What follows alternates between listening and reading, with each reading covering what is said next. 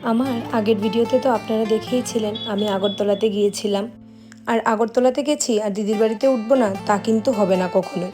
কোনো কারণে যদি দিদির বাড়িতে না উঠি সেবার দেখা যাবে দিদির গাল ফুলে আছে।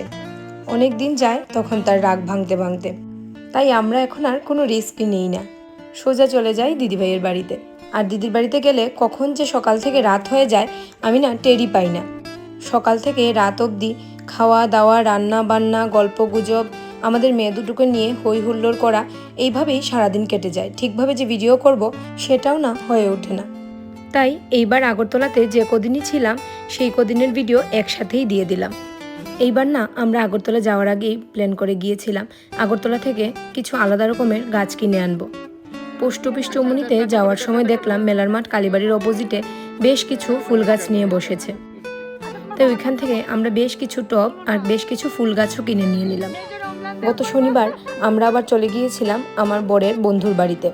প্রত্যেকবারই আগরতলাতে যাই আর মনে মনে প্ল্যান করি ওদের বাড়িতে যাব, কিন্তু কোনো না কোনো কারণে আর যাওয়া হয়ে ওঠে না। এইবার আমরা 1-2 দিন থাকাতে ভাবলাম ওদের বাড়িতে এবার একটু দেখা করেই আসি। এদিকে আবার আমার মেয়েও বায়না ধরলো, তাকে নাকি গাড়ি চড়াতে হবে। তাই আমি, আমার বর, দিদি, আমরা সবাই মিলে চলে গেলাম পোলো সেন্ট্রাল মলে। সেখানে গিয়ে মেয়ে দুটোকে একটু গাড়ি চড়িয়ে তারপরে টুকটাকে একটু শপিং করে নিলাম। সেখানে শপিং সেরে আমরা চলে গেলাম সোনারতরীতে। সোনারতরীতে সেদিন আমরা ডিনারটা সেরেছিলাম। আর সেদিনের ডিনারটা আমাদেরকে করিয়েছিল দাদাভাই ওরা।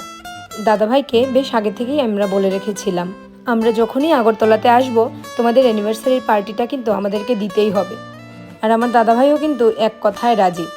বিয়ের আগে আমি যখন আগরতলাতে আসতাম দাদাভাই আমাকে নিয়ে কতই না রেস্টুরেন্টে যেত, সেই দিনগুলো এখনও মনে পড়ে। তবে সেদিনের ডিনারটা কিন্তু দারুণ ছিল। আগরতলাতে ট্রিটমেন্টের জন্য গেলেও আনন্দতে কিন্তু কোনো খামতি ছিল না। 2 বোন একসাথে হলে এমনিই আনন্দ হয়ে যায়। তবে সব কিছুর মাঝে আমার ছোট বোনকে আমরা সবাই খুব মিস করছিলাম। আমরা যতই আনন্দ করি না কেন কোনো না কোনো কিছুতে ও বাদই থেকে যায়। আর হ্যাঁ, একটা কথা কিন্তু বলতে ভুলে গেছি, সেদিনের ডিনারে মাটনটা কিন্তু বেস্ট ছিল। ওইটা ছাড়া ডিনারটা একদম ইনকমপ্লিটই ছিল সেদিন।